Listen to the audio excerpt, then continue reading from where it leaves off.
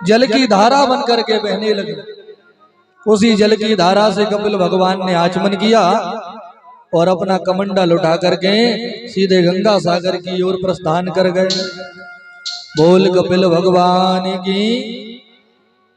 सुखदेव कहते हैं राजन, मनु महाराज की पुत्रियों की कथा तो सुनी। अब मनु महाराज के जो दो बेटा हैं, प्रियव्रत और उत्तानपाद,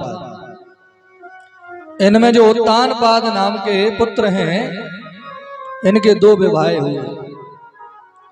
बड़ी पत्नी का नाम है सुनीति, छोटी रानी का नाम है सुरुचि। सुनीति का अर्थ होता है जिसकी नीयत बढ़िया हो, नीति बढ़िया हो, जो सुंदर मार्ग पर चले, उसे सुनीति कहा जाता है। और सुरुचि का अर्थ जो अपने ही मन के हिसाब से सब काम करे, जो मन को भावे वही करे, किसी की ना सुने। तो छोटी वाली जो रानी है, इनसे जब राजा का विवाह हुआ और ये पहली बार घर में आई तो इनकी नजर सुनीति के ऊपर पड़ी। ये कौन है? राजा ने कहा ये भी हमारी पत्नी है। तो सुरुचि ने कहा जब आपका विवाह इनके संग हो चुका था तो हमसे क्यों विवाह किया? महाराज हमसे विवाह किया है तो हम इनके संग नहीं रहेंगे, या तो हमको ही घर में रखो या इनको ही घर में रखो। सुनीति मैया पति की प्रसन्नता के लिए घर छोड़ के चली। जिस समय सुनीति मैया ने घर छोड़ा वह गर्भवती थी। जिस समय माताओं को सबसे ज्यादा देख रेख की आवश्यकता होती है, ऐसे समय उन्होंने घर को त्यागा, अपने लिए एक झोंपड़ी बनवा ली, उसी में रहने लगी। कालांतर में इनके घर एक पुत्र का जन्म हुआ जिसका नाम ध्रुव रखा गया। बोलो ध्रुव जी महाराज की। सुनीति मैया ने बचपन से ही ध्रुव को बड़े सुंदर संस्कार दिए। थोड़े बड़े भय तो मंदिर ले जाने लगी, संतों के पास ले जाने लगी। तो सभी महात्मा भी बड़े प्रसन्न। महात्माओं ने सुनीति से कहा बेटी हम तेरी सेवा से बड़े प्रसन्न हैं, हमसे कोई वरदान मांगा। सुनीति ने कहा बाबा मन तो नहीं है, लेकिन आप कह रहे हो। तो राजा की जो छोटी पत्नी है सुरुचि, उनको कोई संतान नहीं है, तो हमें तो यही वरदान दो कि सुरुचि को भी एक पुत्र प्राप्त हो जाए, उसके घर भी एक बेटे का जन्म हो जाए, बस यही चाहते हैं। इतना सुना कि सबके सब महात्मा एकदम गंभीर हो गए। वो कहा धन्य है सुनीति, वो धन्य है वो माता पिता जिसने तुम्हारे जैसी बेटी को जन्म दिया। एक वो सुरुचि जिसने घर में पहला कदम रखते ही तुम्हें घर के बाहर निकलवा दिया, और एक ये सुनीति जंगल में रह रही है, पति से दूर रह रही है, सभी प्रकार के अभाव में रह रही है, लेकिन फिर भी अपनी सोच के लिए पुत्र मांग रही है। यही तो संस्कार होते हैं। माता पिता जो संस्कार देते हैं, ये संस्कार ऐसे समय पर ही दिखाई पड़ते हैं। भाई जीवन में सुख हो तो सभी अच्छी अच्छी बातें करने लगते हैं, लेकिन दुख में भी जो अच्छी बातें करें, किसी का बुरा ना सोचे, बुरा ना करें, संस्कार तब दिखते हैं। संतों ने कहा बेटी अब तूने मांगा है तो सुरुचि को तो पुत्र होगा, लेकिन जो तेरा बेटा है ध्रुव, इसे हम आशीर्वाद दे रहे हैं कि जब तक गंगा यमुना में जल रहेगा तब तक इस संसार में सूर्य चंद्रमा उदय होते रहेंगे, तब तक तेरे पुत्र ध्रुव का नाम भी इस संसार में अमर रहेगा।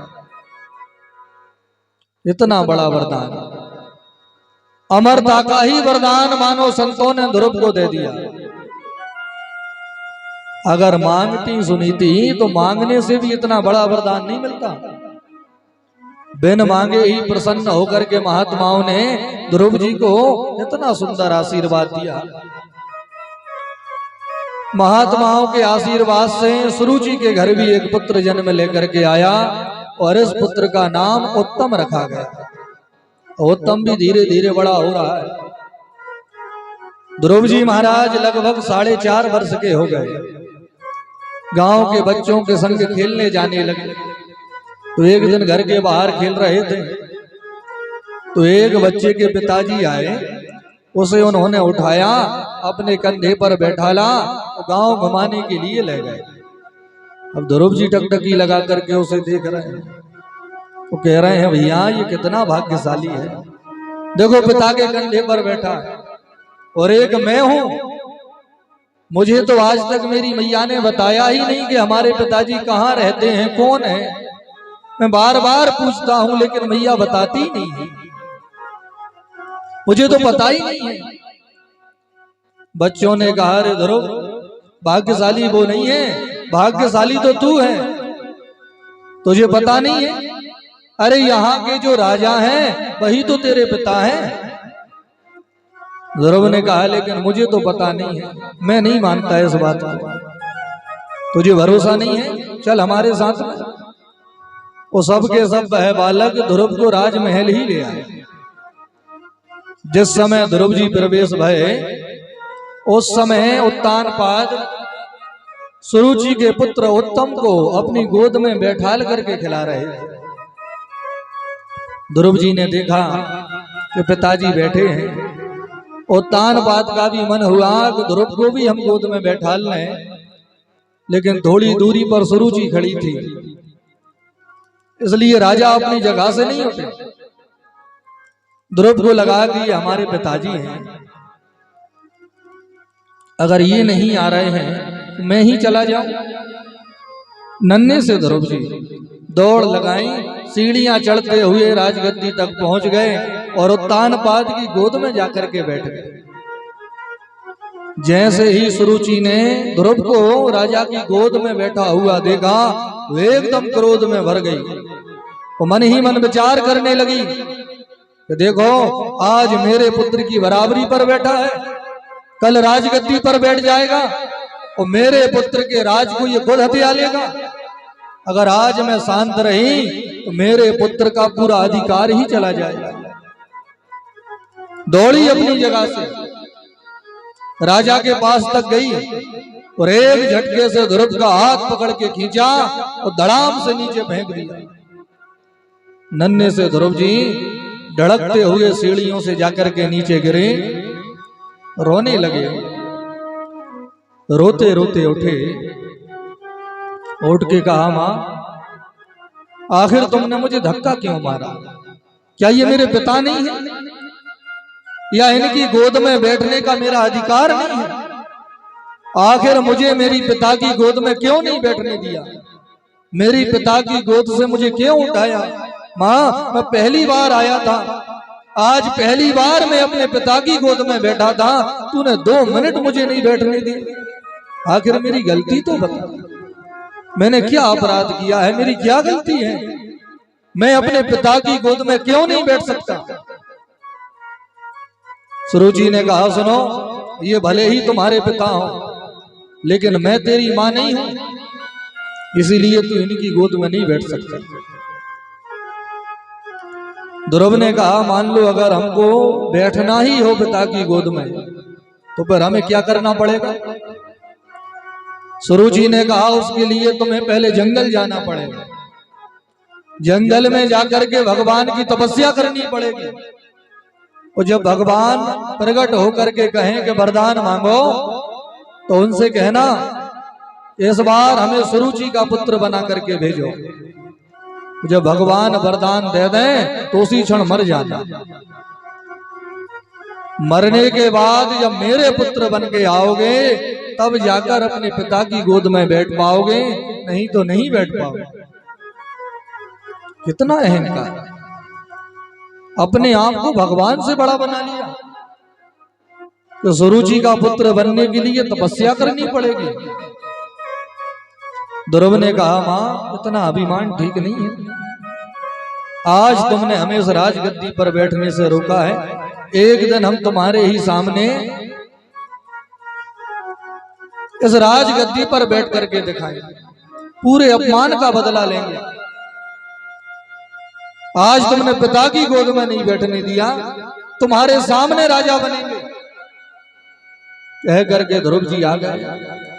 सुनीति ने जब अपने पुत्र को रोता हुआ देखा, मैया दौड़ पड़ी, हृदय से लगा लिया ध्रुव को। कहा बेटा क्या हुआ, तू क्यों रो रहा है? ध्रुव ने रोते रोते पूरी बात बताई। मैया मेरी गलती क्या है, आखिर मैं अपने पिता की गोद में नहीं बैठ सकता। अरे मैं रोज रोज तो जाता नहीं हूं, आज पहली बार गया था। छोटी माँ ने मेरा बहुत अपमान किया, मुझे धक्का मार करके भगाया। सुनीति एकदम क्रोध में भर गई, लेकिन ध्रुव के सामने क्रोध प्रकट नहीं किया। वो मन ही मन विचार करने लगी कि मैंने सुरुचि के लिए महल त्याग दिया, अपने पति को छोड़ दिया।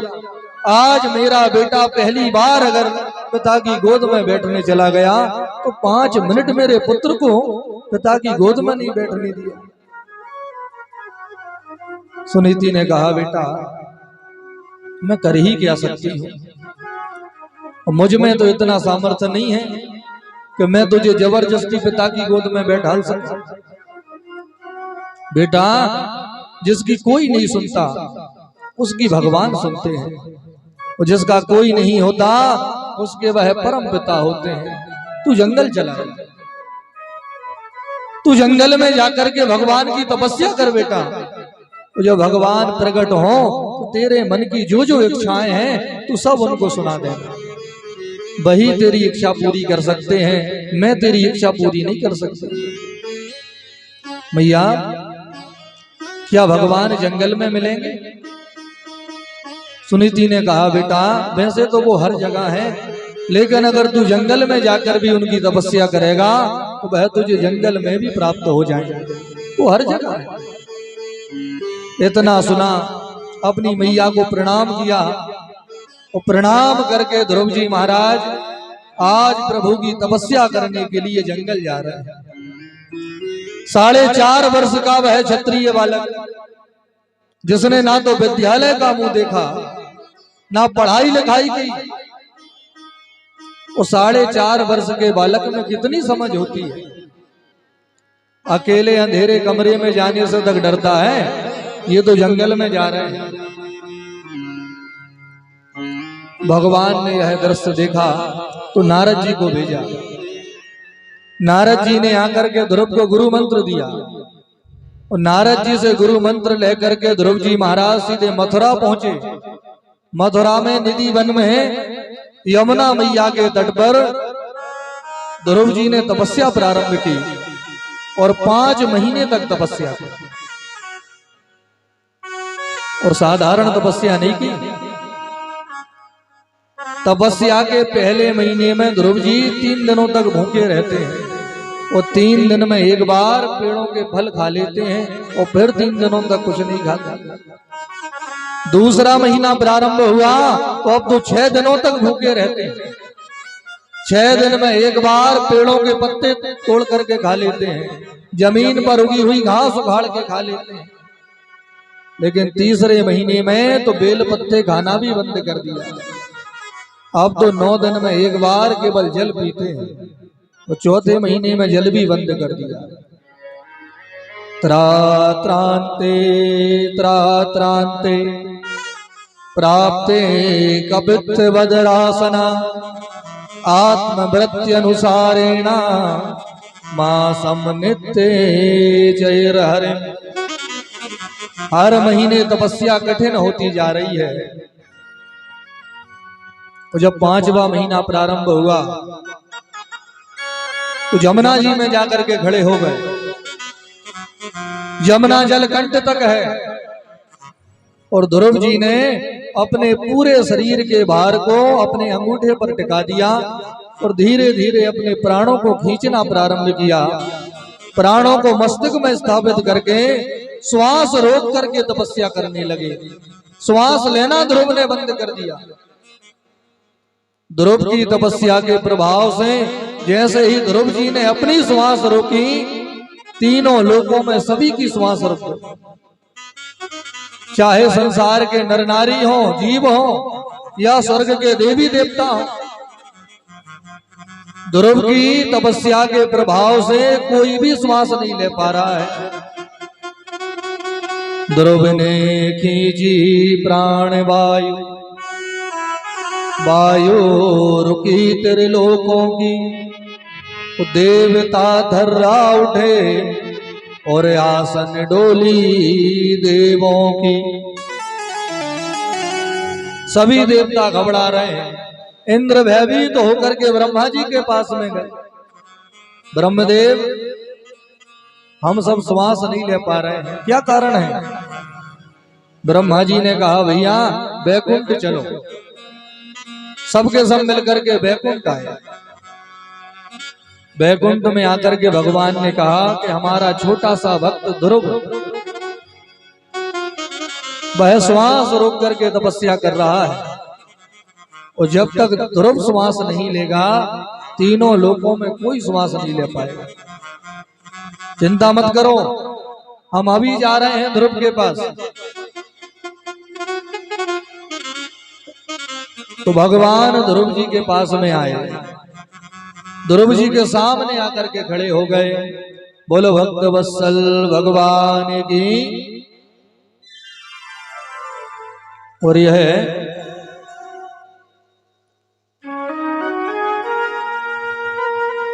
अमित तिवारी जी की तरफ से 4 दिन शाम की कथा में प्रसाद की व्यवस्था बनाई जा रही है। 4 दिनों तक रात्रि की कथा में उनके ही द्वारा प्रसाद वितरण की व्यवस्था बनाई जा रही है। अमित तिवारी जी की ओर से ताली सेवा करके उनका धन्यवाद करें। भगवान खूब कृपा आशीर्वाद उन पर बनाए रखें।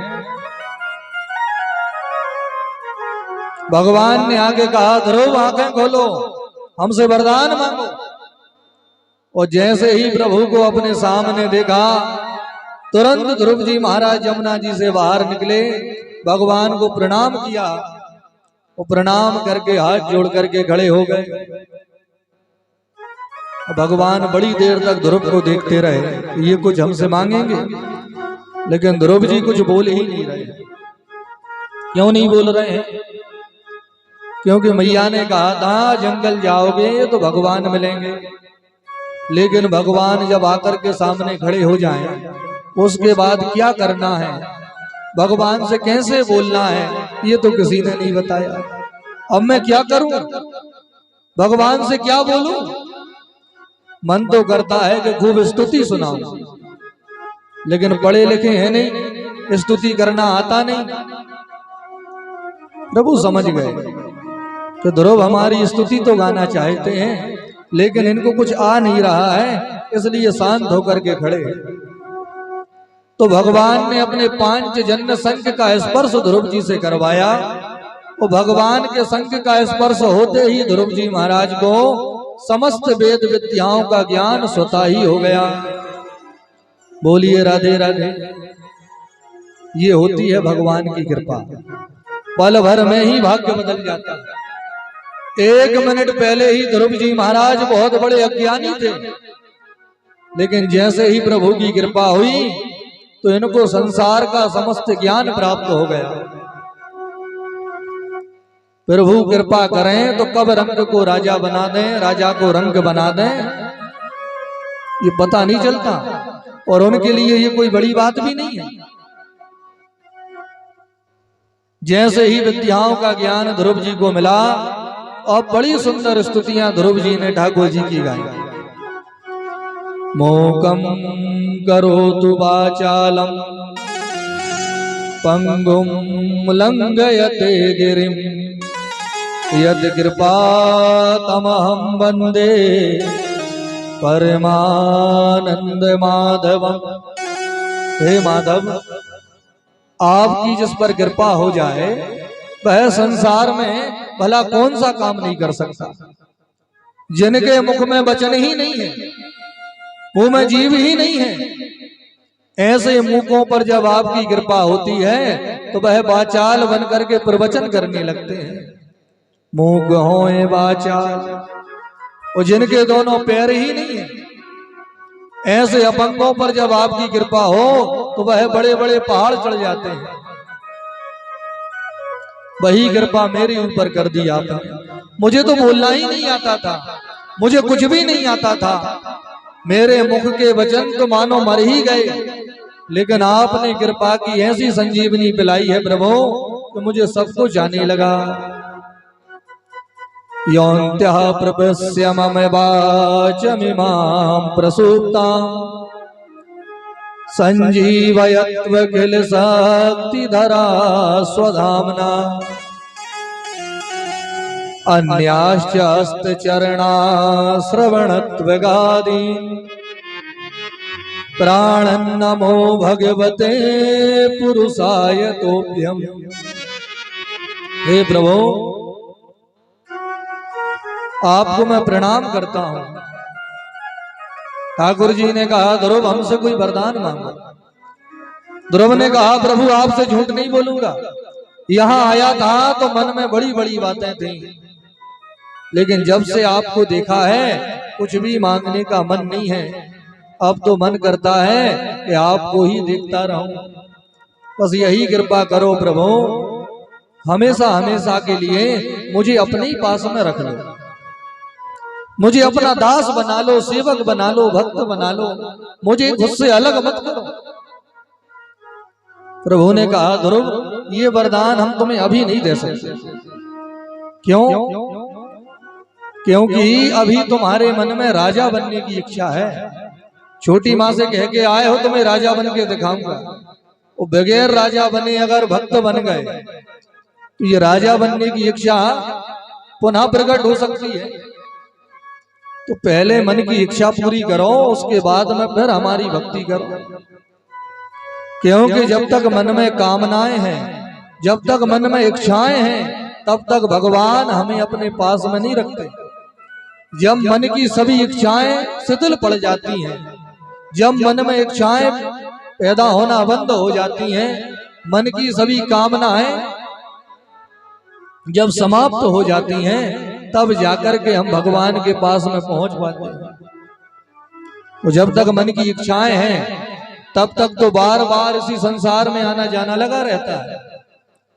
इसलिए मेरे भाई बहन, अगर प्रभु को पाना है तो ये मन की इच्छाएं कम करो। जब तक मन में इच्छाएं बनी रहेंगी तब तक भगवान नहीं मिलेंगे। क्योंकि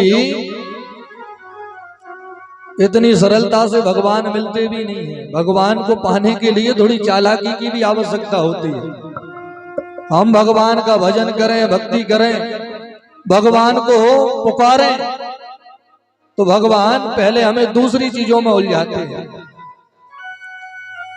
हमें धनवान बना देंगे, हमें कोई पद दे देंगे, समाज में हमारा सम्मान बढ़ा देंगे, हम उसी में ऐसे मस्त हो जाएंगे भगवान को ही भूल जाएंगे।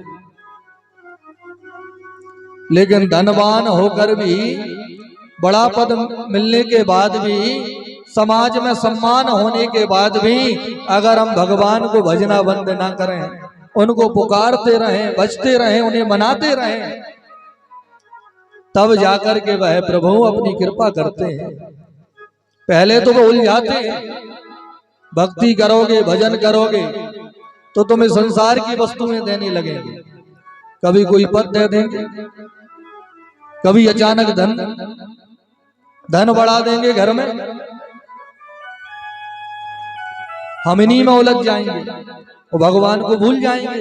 वह पहले परीक्षा करते हैं कि तुम वास्तव में हमें मन से बुला रहे हो या संसार की वस्तुएं पाने के लिए बुला रहे हो। वस्तुएं मिलने के बाद भी जब हम भगवान को भजना बंद नहीं करते मेरे भाई बहन, तब जाकर उनकी कृपा होती है। कामनाएं जब समाप्त हो जाती हैं तो भगवान स्वतः ही अपने पास में हमें बुला लेते हैं। बोलिए राधे राधे। ध्रुव जी को प्रभु ने 36,000 वर्ष राज्य करने का वरदान दिया। बोले जाओ जाकर के 36,000 वर्षों तक राजा बनो। वरदान देकर के प्रभु तो चले गए और ध्रुव जी महाराज घर आ रहे हैं। जिस सौतेली माँ ने धक्के मार करके भगाया था, आज वही सौतेली माँ दरवाजे पर आरती लेकर के खड़ी है। मेरा ध्रुव आ रहा है, मैं आरती उतारूंगी, उसका स्वागत करूंगी। ये क्यों हुआ? ये परिवर्तन कैसे आ गया? जा पर कृपा राम की होई, ता पर कृपा करे सब कोई। जिस पर भगवान की कृपा हो जाए और उस पर सभी की कृपा होने लगती है। धक्के मारने वाले भी आरती लेके खड़े हो जाते हैं, पत्थर फेंकने वाले भी मालाएं पहनाने लगते हैं, गड्ढा खोदने वाले पुल बनाने लगते हैं। अरे मेरे भाई, संसार के लोगों को संतुष्ट मत करो। ये संसार के लोग तो पल पल बदलते रहते हैं, ये कब पलट जाएं कब बदल जाएं इनका कोई ठिकाना नहीं। तुम तो भगवान को मनाओ, भगवान को संतुष्ट करो। जब वो ठाकुर जी कृपा करेंगे तो संसार तो वैसे ही तुम पर कृपा करने लगेगा। संसार के चक्कर में मत पड़ो। ध्रुव जी आए, 36,000 वर्षों तक राज्य करने का वरदान मिला था, राजा बन गए। अब इनके जो छोटे भाई हैं, सुरुचि के बेटा उत्तम, इन्होंने कुबेर की बगिया में जाकर ऊधम मचाई। तो वहां जो यक्ष रखवाली कर रहे थे, उन्होंने उत्तम को मार मार कर मार डाला। तो ध्रुव जी महाराज बदला लेने पहुंच गए सेना लेकर के। हजारों यक्षों को इन्होंने भी मार दिया। तो मनु महाराज ने आकर के समझाया, बेटा तुम पर भगवान की कृपा हुई है, तुम इन माया के बंधनों में मत पड़ो कि इन्होंने हमारे भाई को मारा है तो हम इनको मारेंगे। इस संसार में कोई किसी का नहीं है। वो कर्मों का बंटवारा करने के लिए कोई आगे नहीं बढ़ता। बेटा तुम अपने भाई के लिए पाप कर रहे हो, लेकिन उस पापों का परिणाम तुम्हें अकेले ही भोगना पड़ेगा। तुम्हारा भाई नहीं आएगा तुम्हारे पाप लेने के लिए। इसलिए जो भी कर्म करो सोच विचार करके करो, क्योंकि जो हम कर्म कर रहे हैं उनका भार हमें ही भोगना पड़ेगा। संपत्ति के बंटवारे के लिए तो सब आ जाते हैं, लेकिन कर्मों के बंटवारे के लिए कोई नहीं आता। मेरे भाई बहन, जो कर्म किए हैं वो तो हमें ही भोगने पड़ते हैं, और जो कर्म कर रहे हो उनका फल आज नहीं तो कल भोगना ही पड़ेगा। कर्म सोच विचार करके करो, दुनियादारी के चक्करों में पड़ करके अपने कर्म मत बिगाड़ो। ध्रुव जी महाराज ने युद्ध बंद कर दिया, कुबेर से जाकर के क्षमा मांगी। फिर इन्होंने राज्य नहीं किया, इन्होंने अपने बेटा उत्कल को राजा बना दिया, स्वयं जाकर के तपस्या करने लगे। जब 36,000 वर्ष पूरे भये तो भगवान ने सुंदर विमान भेजा। मृत्यु के सिर पर पैर रख करके, मृत्यु पर विजय प्राप्त करके ध्रुव जी महाराज साशरीर ही प्रभु के धाम को गए। भगवान ने एक ध्रुव लोक का निर्माण करके ध्रुव जी महाराज को वह ध्रुव लोक प्रदान कर दिया। बोलो ध्रुव जी महाराज की। और आज भी ध्रुव जी महाराज उसी ध्रुव लोक में रह रहे हैं, रोज हमें दर्शन दे रहे हैं।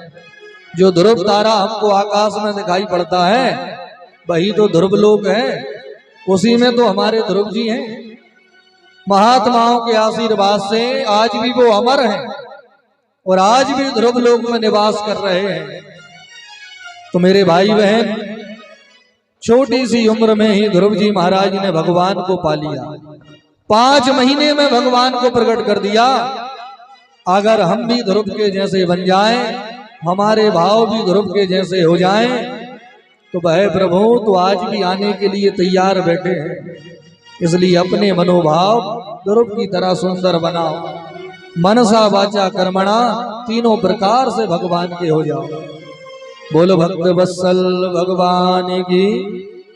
अब समय ज्यादा हो गया है, तो वामन भगवान की सुंदर